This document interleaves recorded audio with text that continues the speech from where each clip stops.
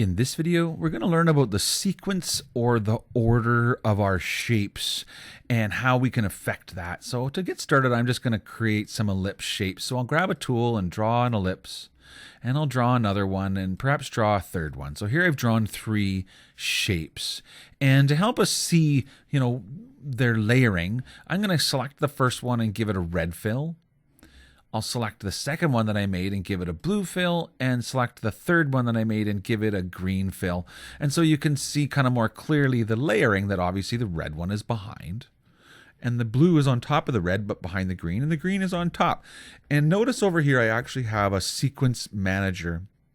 This little window, if it's closed, then I can close it and it disappears. You can turn that on with the View drop-down menu called Sequence Manager.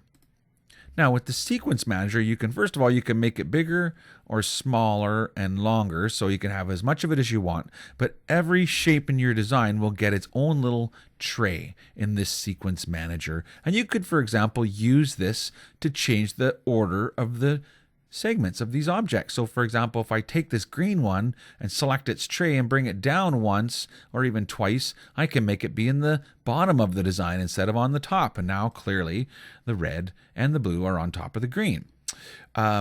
There's other ways to change that to affect that same thing. So for example, if I knew I wanted this red one to show on top, I could right click while it's selected and change the order. And so here my choices are either to send it to the back of the design, send it to the front of the design, or send it forward one object or back one object. So in this case, if I choose to front of design, it puts it on the top and makes it the last thing that's been sort of created in my list. So this is your sequence manager. And sometimes you'll want to adjust the view. So for example, here we have different, settings. So you can organize by the colors. You can use this to maximize. So right now it shows the shape kind of within relationship to my design in its proportional size. If I click on this button, it makes all the shapes kind of fill up their tray. So that makes them easier to see in the trays, but it doesn't give you the, relationship of the size of it. There's a question button on here, which generally speaking just gives you the ability to get the help for your sequence and your sequence manager.